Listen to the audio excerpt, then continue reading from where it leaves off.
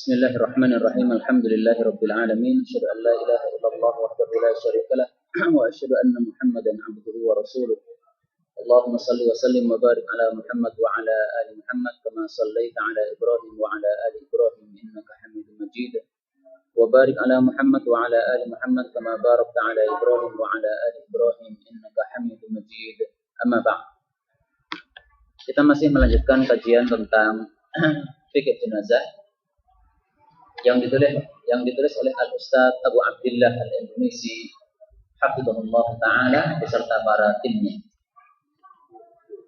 Pada nomor 8 qala al-muallif rahimahullah wa hafizahullah, menutupi jenazah dengan kain hibarah. Hadis nomor 26, an Aisyah radhiyallahu anha anna Rasulullah sallallahu alaihi wasallam hina tuwfiya, tatkala beliau itu wafat, sujia, beliau ditutupi biburdin hibaratin, dengan kain selendang namanya hibarah. Hibarah adalah muttafaqun alaih. Hadis ini disepakati oleh Bukhari dan Muslim tentang kesahihannya. Hadis ini menunjukkan bahwasannya jenazah setelah dia itu dibereskan kemudian dikafani, maka sebelum dikuburkan untuk disolatkan, maka ada baiknya kalau ditutupi dengan selendang yang kalau bisa adalah selendang hibarah.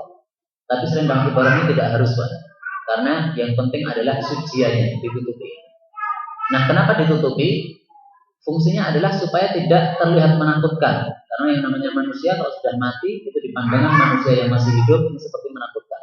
Nah, supaya tidak terjadi nufur. Nufur itu adalah larinya manusia dari sesuatu yang menakutkan, maka adalah ditutupi.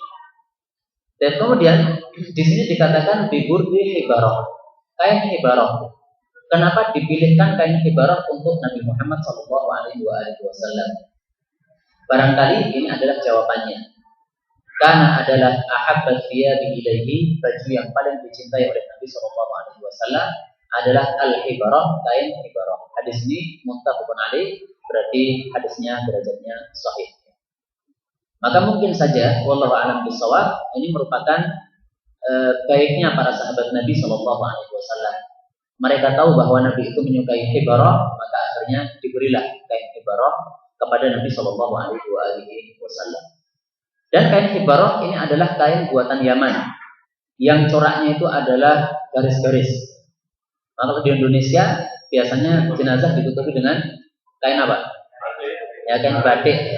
Nah, kalau di masa Nabi Shallallahu Alaihi Wasallam itu bukan batik, tapi yang garis-garis. Gimana? Tidak apa-apa, ya. Karena yang penting ditutupinya, tidak harus garis-garis. Jadi andaikan ini bukan bibur di hibarah, tidak apa-apa, terserah bebas. Baik, hadis berikutnya, bab lelayu. Lelayu itu mengabarkan kematian seseorang. Apakah boleh, apakah tidak, itu maksudnya. Hadis nomor 28 menunjukkan tidak boleh. An Bilal al-Absi an Hudzaifah annahu kana idza mata lahu mayyit, apabila ada seorang mayit yang mati, qala, dia mengatakan la tu'dinu bihi ahadan, kalian jangan memberitahu tentang kematiannya kepada seorang pun. Ini sesungguhnya aku khawatir ayyakuna nahyan, kalau itu termasuk nahya. Nahya itu adalah lelayu. Ini sesungguhnya aku sami'tu Rasulullah sallallahu alaihi wasallam yanha, melarang an nahi, dari lelayu. Diriwayatkan oleh Ahmad, dan ini lafalnya Imam Ahmad, juga diriwayatkan Tirmidzi, dinilai hasan, dan juga diriwayatkan oleh Ibnu Majah. Baik, hadis ini tidak perlu kita jelaskan karena masih ada kaitannya dengan hadis setelahnya yang bertentangan dengan zahir hadis ini. Nomor 28 menunjukkan bolehnya lelayu. An Imran bin Husain qala Rasulullah sallallahu alaihi wasallam, inna, sesungguhnya akhon lakum, saudara kalian, yaitu adalah Raja Najasyi, qad mata, dia sudah mati, maksudnya hari ini sudah mati. Faqumu, maka berdirilah kalian, fasallu alaihi, lalu mensalatkanlah terhadap jenazahnya Najasyi. Yakni yang dimaksud oleh Nabi adalah An-Najasyiyah, Raja Najasyi, Raja Ethiopia. Baik, hadis ini nomor 28 riwayat Imam Muslim, hadisnya sahih, menunjukkan lelayu itu boleh. Sementara hadis sebelumnya riwayat Imam Ahmad dan lain-lain menunjukkan tidak boleh. Jadi sama-sama sahihnya, yang satu melarang, yang satu memperbolehkan. Dalam kondisi seperti ini, maka kita mengambil kaidah yang mengatakan apa? Kaidah yang mengatakan al-jam'u baina ad-dalilain. Apa artinya? Al-jam'u mengkompromikan baina ad-dalilain, di antara dua dalil. Jadi kalau ada dalil sama-sama sahihnya bertentangan, maka caranya jangan diambil salah satu, diambil kemudian dibuang semuanya, yang lainnya. Tapi dikompromikan antara keduanya sehingga muncullah pemahaman yang benar. Itu kalau derajatnya sama-sama sahihnya. Dan di sini sudah disebutkan pengumpulannya, yaitu boleh memberitahukan kematian seseorang kepada keluarga, kepada teman, dan juga kepada orang-orang soleh. Karena tujuannya jelas ya, supaya disolatkan. Ini kan manfaat untuk mayitnya. Adapun lelayu yang dilarang oleh Nabi SAW adalah lelayu model jahiliyah. Sehingga ketika kita membaca hadis tentang lelayu yang dilarang, itu harus tahu kapan Nabi SAW melarang dan apa yang dilarang oleh Nabi SAW. Nah, itu adalah lelayu untuk berbangga diri.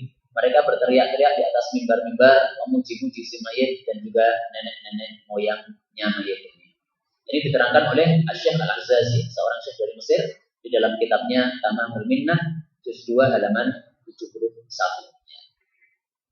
Maka hadis ini sudah jelas. Sementara ada masalah-masalah yang lain yang berkaitan dengan hadis ini.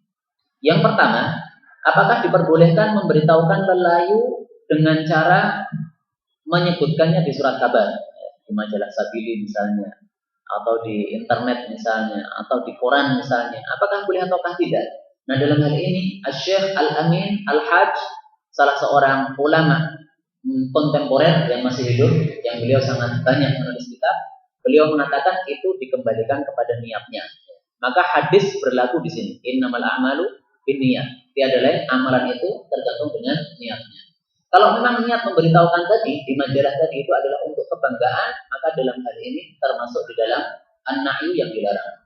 Tapi kalau supaya banyak orang yang mensolatkan, misalnya yang nanti adalah orang terkenal, seorang ustadz terkenal, diberitahukan di dalam surat kabar supaya banyak orang yang mengetahuinya, kemudian memberikan manfaat kepada ustadz yang sudah banyak memberikan manfaat kepada orang ini. Nah, seperti ini adalah tidak masalah ya, karena dikembalikan kepada ini. Ini masalah yang pertama. Masalah yang kedua, bolehkah lelayu itu diiklankan di masjid-masjid dengan cara teriak-teriak? Biasanya kan di Indonesia ada begitu ya. Jadi iklankan di masjid, kemudian semua masyarakat sama mendengar.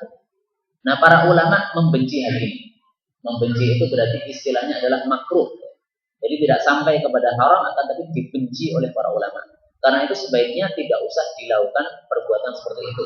Karena zaman sekarang ini sudah banyak sekali alat-alat yang bisa digunakan untuk memberitahukan tanpa harus melakukan perbuatan yang dibenci ulama tadi. Dengan SMS sudah bisa, ya. Ketok tular juga gampang sekarang ini. Kalau zaman dulu kan memang masih sulit karena masyarakatnya masih sedikit. Tapi kalau sekarang sudah sangat banyak sekali sehingga informasi itu gampang sekali ya. Maka saya katakan sebaiknya ya, kita menggunakan kaidahnya para ulama, di mana para ulama mengatakan al-khuruj, keluar minal khilaf, dari permasalahan yang diperdebatkan ulama, itu mustahabun, itu adalah disukai. Nah, ini kalau sikap kita terhadap permasalahan yang diperselisihkan ulama, maka apalagi kalau itu adalah permasalahan yang dibenci oleh para ulama. Memang nggak ada dalilnya. Nabi tidak pernah mengatakan misalnya jangan mengiklankan kematian di mik-mik masjid, nggak ada. Ya. Tapi ketika ulama memfatwakan demikian, maka fatwa para ulama ini adalah berdasarkan ilmu yang mantap. Sehingga sebaiknya kita keluar dari permasalahan yang dimakruhkan atau dibenci oleh para ulama ini. Adapun perkataan para ulama silahkan dilihat di dalam kitab-kitab yang bicara tentang larangan-larangan dalam masjid. Ya. Ada kitab namanya adalah Islahul Masajid minal bid'ah wal awaiq, memperbaiki masjid dari bid'ah dan kerusakan-kerusakan. Nah, salah satunya kerusakan yang disebutkan adalah contohnya seperti itu. Contohnya?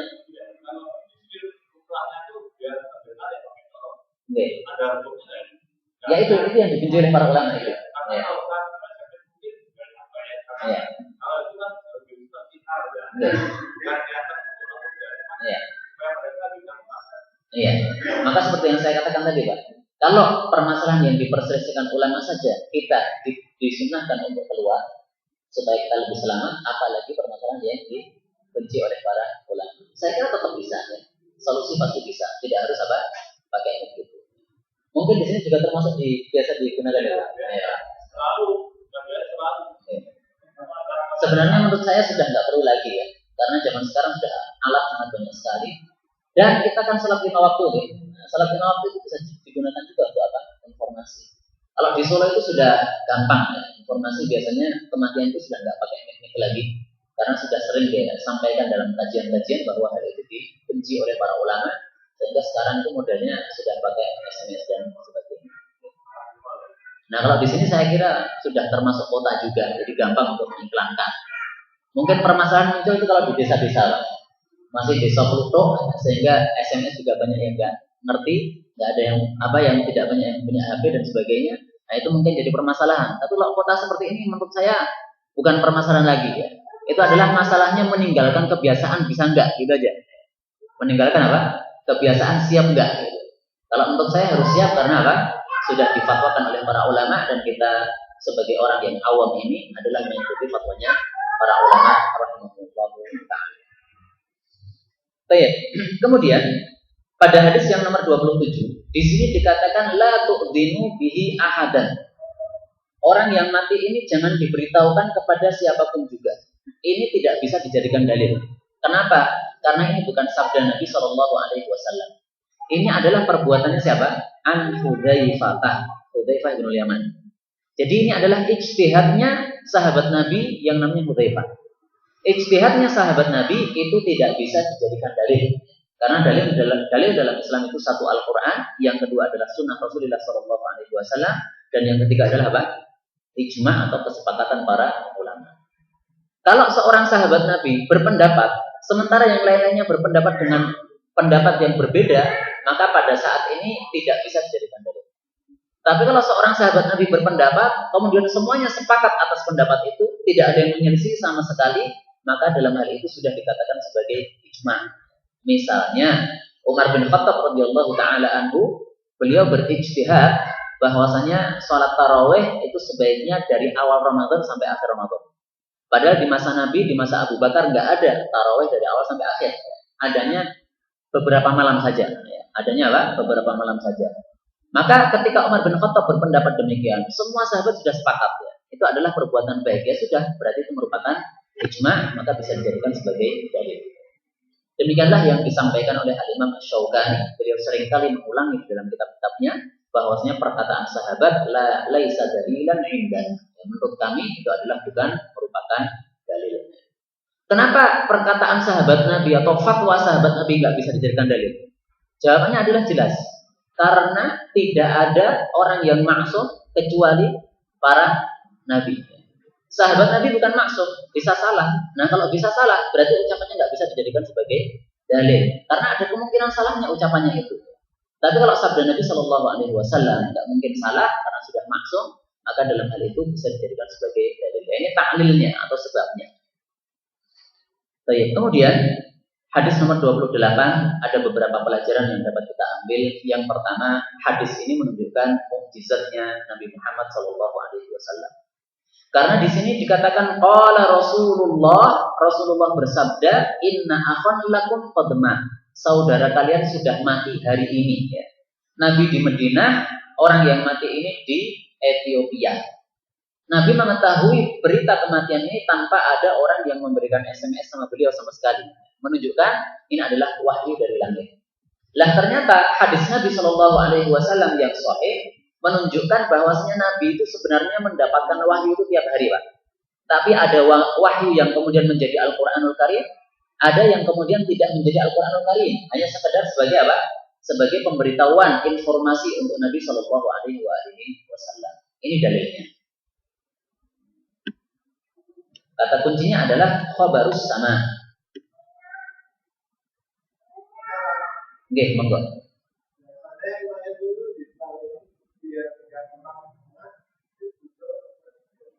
Oh ya, apakah ada dalilnya? Dilepas atau tidak?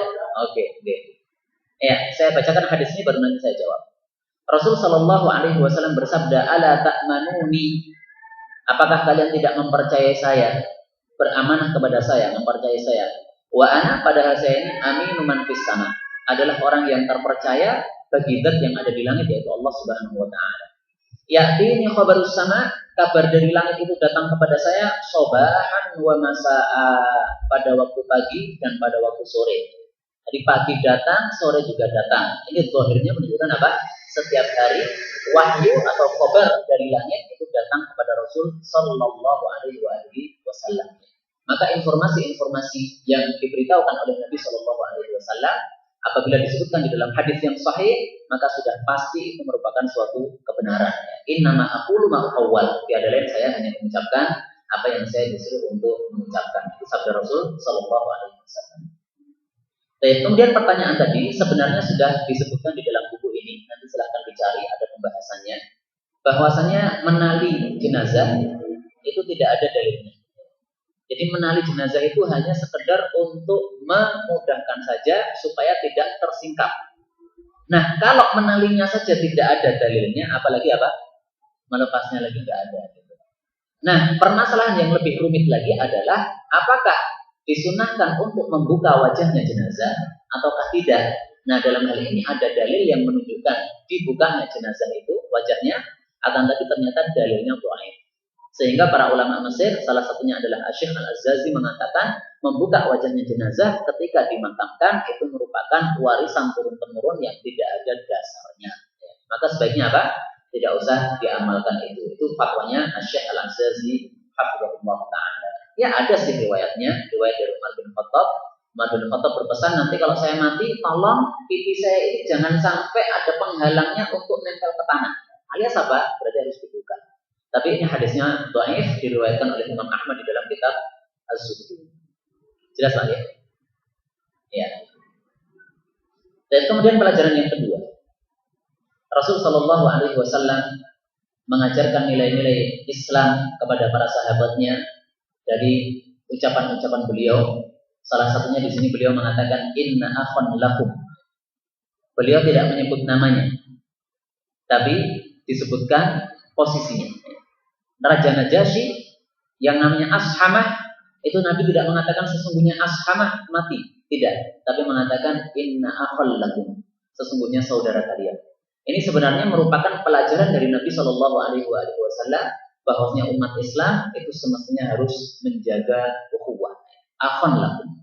Nah, hadis Rasul Shallallahu Alaihi Wasallam sangat jelas, al muslim, orang yang muslim itu adalah akhul muslim, saudaranya orang muslim yang lain.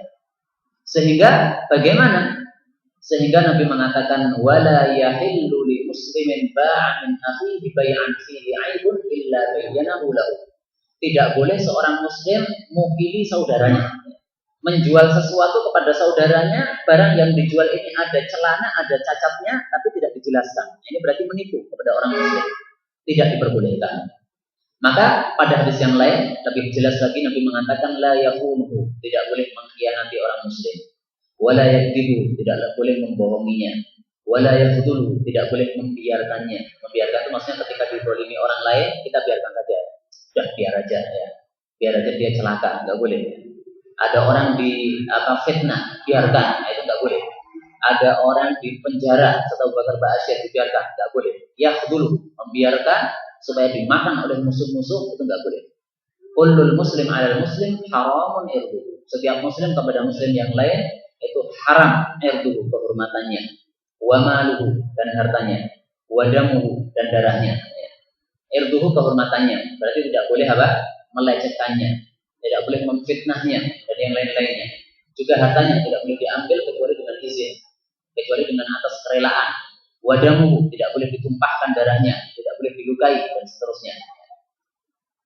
Bihasbin mri'in minasyarri ayyahkira akhahul muslim. Sudah cukup dianggap sebagai orang yang jelek apabila ada seorang muslim meremehkan saudara muslim yang lainnya. Jadi tidak ada salahnya diremehkan. Ini adalah termasuk kejelekan yang sudah cukup sebagai kejelekan.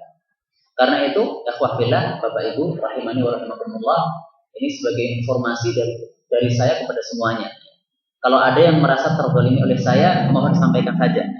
Karena yang namanya manusia kadang-kadang menzalimi orang lain tanpa sadar. Sehingga kalau ada kezaliman dari saya, ya mohon maaf, saya minta maaf dari kezaliman saya. Dan mudah-mudahan Allah Subhanahu wa taala menjadikan kita semuanya sebagai al-muslimu akhul muslim. Muslim saudaranya muslim yang lainnya. Dan ini termasuk sunnah Rasul. Rasul sallallahu alaihi wasallam ketika wafat, maka Abu Bakar As-Siddiq naik mimbar mengatakan, siapa yang mempunyai kezaliman dari Rasul sallallahu alaihi wasallam atau hutang dari Rasul sallallahu alaihi wasallam, silakan datang kepada saya. Maka saya akan melunasinya. Karena seseorang diberi janji tidak ditepati, ini termasuk kezaliman. Seseorang punya hutang tidak dibayari, ini juga kezaliman. Maka akhirnya ada orang datang. Rasul sallallahu alaihi wasallam sudah menjanjikan saya untuk memberikan harta sekian-sekian. Maka Abu Bakar As-Siddiq kemudian mengambil harta Baitul Mal. Ya, ini silakan ambil. Kamu dijanjikan oleh Nabi berapa? Misalnya dijanjikan 5 juta ya. Ambilkan 5 juta, tambah lagi 5 juta lagi ya. Ini adalah apa? Termasuk sunnah Nabi sallallahu alaihi wasallam membebaskan diri kita dari kezaliman-kezaliman kepada orang lain. Adapun orang lain yang zalim kepada kita, ini sebaliknya ya. Orang yang lain berbuat zalim kepada kita, maka tidak usah dihiraukan. Tidak usah dijadikan sebagai sesuatu yang memikirkan pikiran kita, memusingkan pikiran kita. Karena dalam hadis yang sahih, Nabi Shallallahu Alaihi Wasallam sudah menjanjikan bahwasanya orang yang zalim itu doanya terkabulkan. Dan saya di dalam majelis-majelis ilmu yang biasanya saya bina di pesantren, karena di pesantren untuk mengajari santri juga, itu di akhir majelis saya ajarkan untuk membaca doa Nabi. Nah, doa Nabi salah satunya adalah di akhir hadis itu dikatakan, Allahumma ja'al tha'rana ala man zalamana. Ya Allah, jadikanlah pembalasan kami ini mengenai orang yang menzalimi kami. Alias apa? Ya Allah, tolong bereskanlah orang yang menzalimi kami itu. Ya. Ada orang memfitnah kita, udah nggak usah dipedulikan. Karena kita sudah berdoa kepada Allah Subhanahu wa taala, maka Allah sendiri yang akan membereskannya. Ini adalah ilmu yang sangat penting karena kadang-kadang orang itu kadang-kadang pusing gara-gara apa? Perbuatan orang lain, kezaliman orang lain. Nggak usah pusing. Ya. Bereskan sama Allah Subhanahu wa taala. Saya punya pengalaman seorang ustadz di Garut, seorang direktur pesantren tahfidz. Beliau cerita kepada saya, istri saya itu sangat nakal. Nakalnya gimana, Ustaz? Ya kadang-kadang itu nggak taat sama saya. Kalau sudah keterlaluan nggak taatnya, maka saya sudah nggak bisa menasihati, maka cara saya cuma satu aja. Apa itu? Saya bangun malam hari, sholat yang baik, 2 rakaat, kemudian mengangkat tangan saya kepada Allah. Ya Allah, saya laporkan istri saya kepada Engkau. Udah kalimatnya itu aja, Pak. Laporkan aja ya, kepada Allah Subhanahu wa taala. Allah yang bereskan. Demikian juga orang-orang yang berbuat zalim kepada kita, cukup nggak usah dipusingkan. Laporkan saja kepada Allah. Ya Allah, fulan berbuat seperti ini kepada saya. Saya laporkan kepada Engkau. Udah beres ya, nggak usah apa dipikirkan terlalu jauh. Karena Allah Subhanahu wa taala pasti akan membela kepada orang-orang yang berbuat. Ini tadi makna ukhuwah yang harus kita dalami sehingga kita jangan sampai berbuat zalim kepada orang lain. Dan juga jangan sampai kita merasa begitu terganggu oleh gangguan dari orang-orang lain yang ditujukan kepada kita. Kemudian pelajaran berikutnya, faqumu. Ini menunjukkan bahwasanya sholat jenazah dilakukan dengan cara apa? Berdiri. Ya. Kalau ada orang sholat jenazah dengan duduk, maka harus ada alasannya. Kalau tidak ada alasannya, maka nggak boleh. Ya. Faqumu. Ini adalah perintah langsung dari Nabi Shallallahu Alaihi Wasallam. Dan para ulama mengatakan bahwasanya berdiri itu termasuk dari kewajiban di dalam sholat yang tidak boleh ditinggalkan kecuali kalau ada alasannya. Kalau tidak ada alasannya maka tidak diperkenankan seperti itu.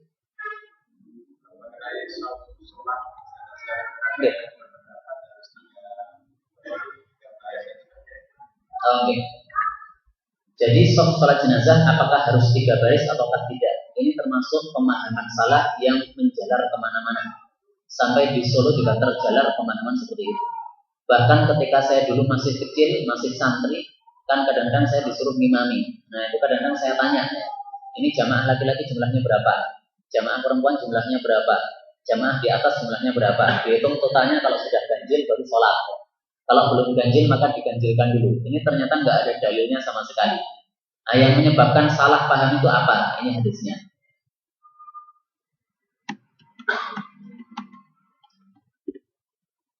Kata kuncinya kalau nggak salah satu suhuf. Riwayat Abu Daud dan Ahmad. Ma min muslimin, tidak ada seorang muslim yang mutu yang dia itu mati fa yusalli alaihi satu suhuf, lalu disolatkan oleh 3 shaf minal muslimin dari umat Islam illa aujaba, kecuali mewajibkan, maksudnya pasti akan diampuni oleh Allah mayat ini dan pasti akan masuk ke dalam jannah. Ini hadisnya adalah hadis yang dhaif. Ada dua keterangan yang ingin saya sampaikan. Pertama, hadis ini dhaif maka tidak bisa dijadikan dalil. Yang kedua, hadis ini mengatakan fayusalli alaihi salasatu sufuf, disolati oleh 3 shaf. Ini menunjukkan apa? Kalau hadis ini sahih, hadis ini menunjukkan bahwasanya fadilah sholat jenazah 3 shaf. Artinya apa? Kalau ada 3 shaf atau lebih, maka itu sudah termasuk di dalam hadis ini. Hadis ini sama sekali tidak mengatakan jadikanlah shaf sholat jenazah itu harus 3 atau harus ganjil, tidak ada sama sekali. Harus 3 atau 5 atau 7 atau 8 atau 9, tidak ada sama sekali. Maka kalau dipahami ini harus 3, yang pertama jawabannya adalah hadis ini dhaif. Kalau dikatakan ini adalah harus ganjil, maka jawabannya kata-kata 3 ini tidak menunjukkan harus ganjil itu, tapi menunjukkan bahwasanya kalau sudah mencapai 3, apalagi lebih, maka itu sudah ada fadilahnya. Maka nggak harus 3 garis balik, terserah bebas. Karena hadisnya dhaif nggak bisa dijadikan sebagai dalil. Baik, kemudian melunasi hutang mayit. Hadis nomor 29. An Abi Hurairah an Nabi sallallahu alaihi wasallam qala nafsul mu'min, jiwanya orang beriman mu'allaqah, itu digantung atau tergantung bidaini dengan sebab hutangnya. Hatta sehingga yuqdu anhu, dilunasi dari dia. Rawahu Ahmad wa Ibnu Majah wa Abu Ya'la wa Tirmidzi wa hasanahu. Hadis ini menunjukkan pentingnya hutang, sehingga hutang itu harus segera dilunasi oleh orang yang memilikinya, karena kalau dia itu mati dalam keadaan masih mempunyai hutang, maka mu'allaqatun, ya, dia akan tergantung-gantung sehingga dia tidak akan bisa dimasukkan ke dalam jannah selama belum dilunasi hutangnya. Tentang yuqda, tentang melunasi hutang mayit, ini Nabi Shallallahu Alaihi Wasallam mengatakan yuqda, dilunasi. Ya. Siapa yang melunasi? Nabi tidak menjawabnya.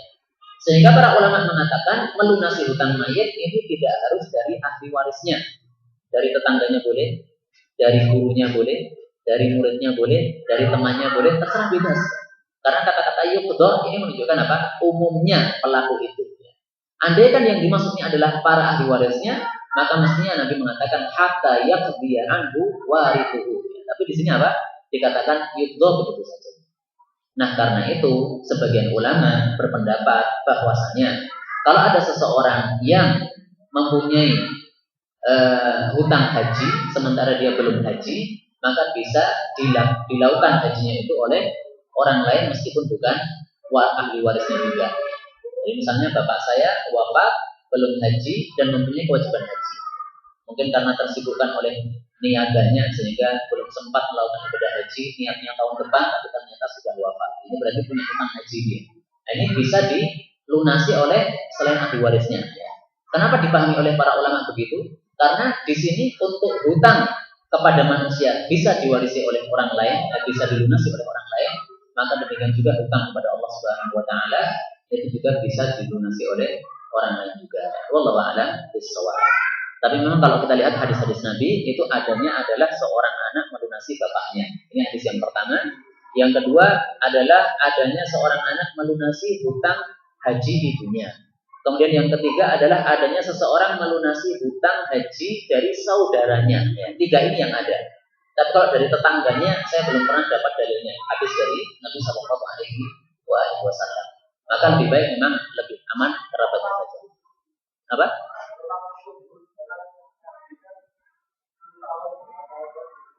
Gimana maksudnya Pak? Ya?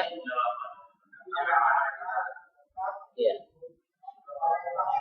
Iya, ternyata belum itu. Ya. Menunggu itu termasuk tidak bisa jalannya. Liman istata'a ilaihi sabila. Kewajiban haji itu adalah bagi orang yang bisa menempuh jalan ke Makkah. Lah kita ini tertahan jalannya, itu berarti belum mampu ya. Mampu secara finansial saja, tapi secara jalan belum bisa. Seperti misalnya kita punya duit, tapi di Mekah misalnya sedang terjadi peperangan. Kalau kita haji ke sana, mati di sana, nah itu berarti kita terhalang oleh jalannya. Finansialnya bisa, akan tapi jalannya terhalang. Demikian juga orang yang seperti ini. Maka dia belum wajib haji. Dia wajib haji kalau sudah ada jalannya nanti. Daftar harus ya, karena sudah harus ada duitnya. Tapi selama masih tertahan ini, ya karena belum bisa, maka pada kondisi tertahan selama 10 tahun tadi yang aku sebutkan, itu berarti dia masih dianggap belum mampu haji. Iya. Iya. Itu namanya bukan hutang, ya, karena dia belum mampu secara jalannya. Tapi kalau mau dihajikan nggak apa-apa. Yang hutang haji, misalnya ada seorang kaya, dia sudah wajib haji, tapi dia mengundurkan. Ya. Mengundurkan haji itu kan untuk sebagian ulama boleh, Pak. Ada yang mengatakan wajib langsung haji saat itu juga, tapi ada yang mengatakan boleh mengundurkan. Nah ini kalau dia mengikuti mazhab yang mengundurkan. Saya sekarang masih sibuk ngurusi pabrik, saya tak tahu besok aja. Ya. Ternyata belum tahun besoknya, belum haji dia sudah mati. Ya, ini namanya bukan haji dia. Ya. Karena dia seharusnya sudah bisa, akan tapi apa? Mengundur-undurnya, maka jadi utang.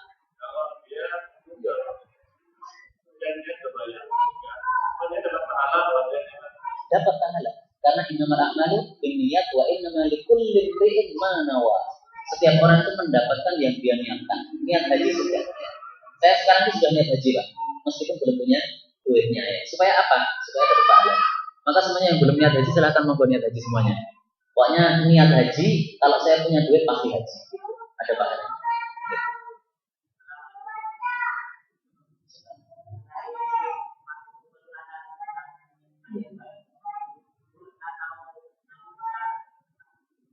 Nggak apa-apa melunasi hutang setelah dikuburnya mayat, nggak apa-apa, atau sebelum juga nggak apa-apa. Tapi yang jelas itu kewajiban, dan kaidahnya mengatakan kewajiban itu seharusnya dipercepat pelaksanaannya. Wa fi dzalika falyatanafasul mutanafisun wa sari'u ila maghfiratin, ya, mempercepat kepada kewajiban-kewajiban kita. Okay.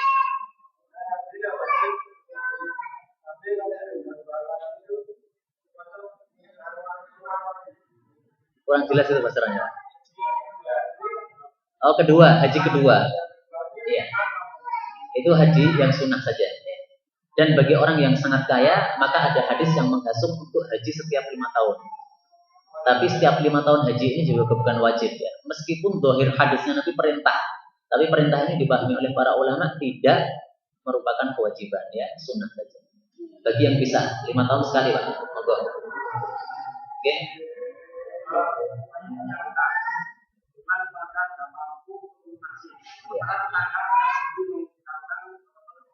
Ya.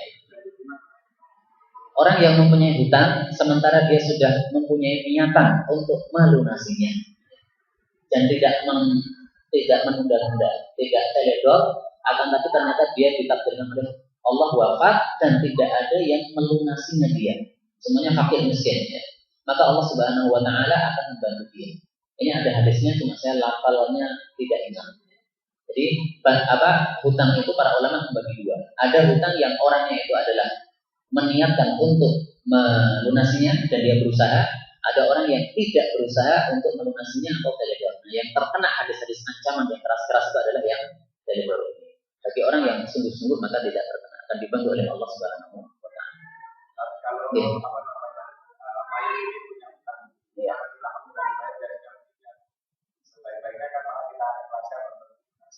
Enggak apa-apa. Kalau ternyata mayatnya ini orang kafir ya, bukan orang Islam. Iya. Maksudnya gimana ini? Dia bukan orang Islam. Iya.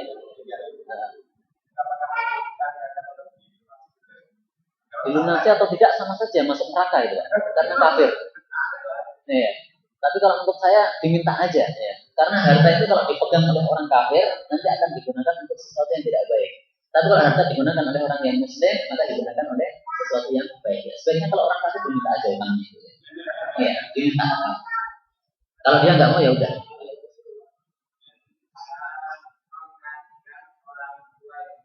Oke. Bisa menghajikan orang tua, bisa menghajikan ibu, bisa. Iya, nggak apa-apa. Iya, nggak apa-apa. Asalkan orang tua itu belum sudah haji ya. Misalnya nih, sekarang nih Pak ya, saya belum haji. Kemudian bapak saya akan haji, besok juga akan haji lagi, yang kedua kalinya. Nah, bapak saya haji tapi niatannya untuk saya, seperti itu bisa. Tidak ada masalah. Akan tapi nanti kalau saya punya duit lagi, saya harus wajib untuk apa? Haji lagi. nggak bisa diwakili oleh haji yang pertama tadi. Seperti anak kecil diajak haji oleh bapaknya, ya, hajinya sah anak kecil tadi. Tapi kalau sudah dewasa punya duit, wajib haji lagi, ngulangi lagi. Jelas ya? Hadis berikutnya, ya.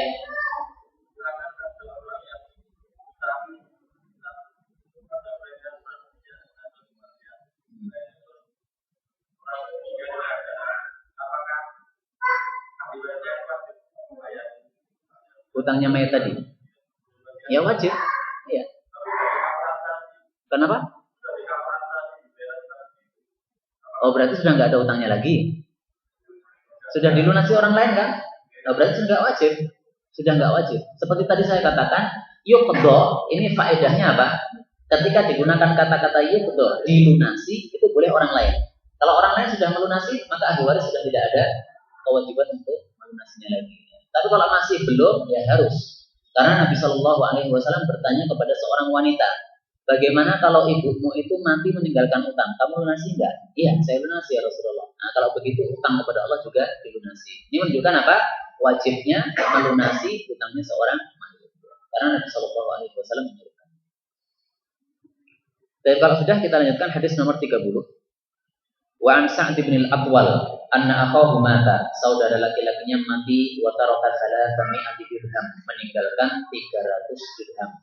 1 dirham itu kalau zaman sekarang 50.000 sekitarnya. Berarti kalau 300 berapa? 5 kali 3 15, tambah nolnya tadi. Wa taraka iyalan, dan beliau itu meninggalkan iyalan, beberapa tanggungan, yaitu keluarga-keluarga. Fa aradtu an unfiqaha ala iyalihi, maka saya ingin untuk menafkahkan 300 dirham tadi kepada keluarganya. Faqala Nabi sallallahu alaihi wasallam, inna akhaka muhtabasun bidainihi, sesungguhnya saudaramu itu tertahan gara-gara utangnya. Faqdi anhu, maka lunasi dulu utangnya. Faqala ya Rasulullah, qad addaitu anhu, sungguh saya sudah melunasi hutangnya, illa dinaraini, kecuali tinggal 2 dinar. 2 dinar itu kalau zaman sekarang ya 5 juta. Idda'at imra'atun, ada seorang wanita yang mendakwakan 2 dinar tadi, wa laisa laha bayyinah, tapi dia enggak punya bukti. Maksudnya apa? Saya belum melunasinya gara-gara dia enggak punya bukti. Qala, Nabi mengatakan fa'ahiha, ya berikanlah 2 dinar itu, fa innaha muhiqqah, karena sesungguhnya perempuan itu adalah orang yang jujur. Rawahu Ahmad wa Ibnu Majah wa sahahahu Al-Busiri. Hadis ini sahih, disahihkan oleh Al-Busiri rahimahullahu taala. Hadis ini menunjukkan bahwasanya utangnya seseorang itu bisa dilunasi oleh saudaranya, ya. Karena di sini dikatakan akhahu, saudaranya. Berarti yang melunasi adalah saudaranya ini. Kemudian hadis ini juga menunjukkan bahwasanya membayar hutang itu didahulukan daripada yang lain-lain. Jadi ada orang mati meninggalkan ahli waris yang masih kecil-kecil. Yang ahli waris yang kecil-kecil ini tentu membutuhkan nafkah untuk biaya hidupnya. Nah, meskipun seperti itu, tapi kalau mayat ini punya hutang, maka yang didahulukan adalah hutangnya. Hutangnya diselesaikan, kalau tersisa baru digunakan untuk ahli warisnya ini. Jangan kita melihat kepada ahli warisnya dulu, kemudian hutangnya nanti aja, ya. Nanti dulu, nggak ada seperti itu. Maka didahulukan hutangnya dulu. Nah, kemudian ada satu faedah di dalam Al-Quran yang sangat penting, di mana Allah Subhanahu Wa Taala mengatakan min ba'di wasiyah. Ini tentang orang yang mati. Allah mengatakan bahwasanya ahli waris itu mendapatkan jatah warisnya min ba'di wasiyatin, setelah wasiat, yusi biha, yang diwasiatkan oleh orang yang mati, audainin, atau setelah pelunasan hutangnya. Di sini disebutkan wasiat dulu, dibereskan, baru kemudian apa? Hutangnya. Akan tapi para ulama semuanya sepakat mengatakan bahwasanya meskipun disebutkan wasiat terlebih dahulu, tapi prakteknya adalah harus dainun dulu. Harus hutangnya dulu dilunasi, kalau masih tersisa duitnya baru digunakan untuk melaksanakan wasiatnya mayat itu. Nah, pertanyaannya, kenapa Allah Subhanahu Wa Taala menyebutkan wasiat dulu baru kemudian dainin? Di sini para ulama mengatakan bahwasanya at-taqdim wa at-ta'khir lit-tanbih. Allah Subhanahu Wa Taala mendahulukan sesuatu yang seharusnya diakhirkan itu adalah lit-tanbih, untuk memberikan perhatian. Artinya apa? Banyak orang yang kalau kepada hutang itu perhatian, tapi kalau kepada wasiat banyak yang kurang perhatian. Maka Allah Subhanahu Wa Taala menekankan di sini, wasiat itu juga wajib dilaksanakan. Ada orang nanti berwasiat, nanti sepertiga harta saya tolong masukkan di pesantren Ibnu Abbas. Nah, ini perhatian wasiat kepada seperti ini adalah harus sesuatu yang wajib ya. Jangan diperhatikan utangnya saja sementara wasiatnya dikoridorkan. Maka inilah fungsinya kenapa Allah Subhanahu wa taala menyebutkan terlebih dahulu wasiat. Oke, monggo.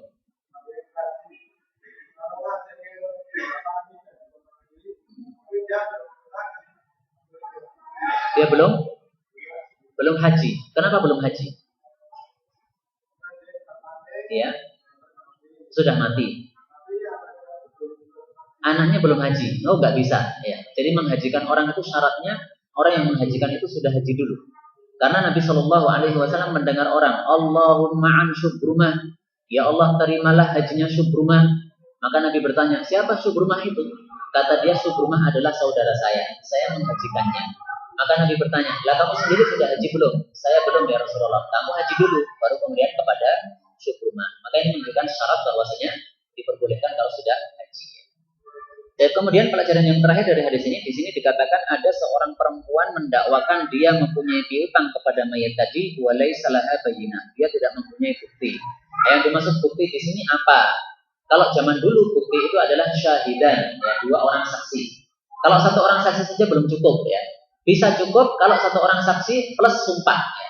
Jadi misalnya orang yang punya piutang tadi mengatakan kepada Rasul Shallallahu Alaihi Wasallam, ini saksinya adalah ini 1 orang. Mestinya kan 2 orang, tapi karena hanya ada 1 orang, maka ditambah sumpah bisa. Demi Allah ya Rasulullah, saya mempunyai piutang ditanggung oleh orang yang mati ini. Maka kalau sudah bersumpah seperti itu plus 1 orang saksi, maka ini sudah dicukupkan sebagai bukti, maka harus dilunasi hutangnya itu. Ini tapi khusus untuk maliyah seperti ini Pak ya. Untuk apa? Untuk masalah-masalah harta. Tapi kalau masalah-masalah yang lainnya tidak cukup dengan sumpah saja. Misalnya tentang zina. Zina itu kan sumpahnya harus 4 nih. Ini mengumpulkan 3 orang saja kemudian plus sumpah itu nggak bisa ya. Karena ini permasalahannya bukan permasalahan harta ya. Kalau permasalahan harta maka di situ ada keringanan sehingga bisa dipluskan dengan sumpahnya itu. Wallahu taala a'lam bis-shawab. Subhanallahumma rabbana wa bihamdihi asyhadu an la ilaha illa anta astaghfiruka wa atubu ilaik.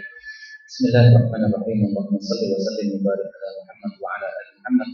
اللهم اقسم لنا من خشيتك ما تحول به بيننا وبين معاصيك ومن طاعتك ما تبلغنا به جنتك ومن اليقين ما تهون به علينا مصائب الدنيا اللهم متعنا بأسماعنا وأبصارنا وقواتنا ما أحييتنا واجعل الوارث منا واجعل ثأرنا على من ظلمنا واجعل ثأرنا على من ظلمنا واجعل ثأرنا على من ظلمنا وانصرنا على من عادانا ولا تجعل مصيبتنا في ديننا ولا تجعل الدنيا أكبر همنا ولا مبلغ علمنا وصلى الله وسلم وبارك على نبينا محمد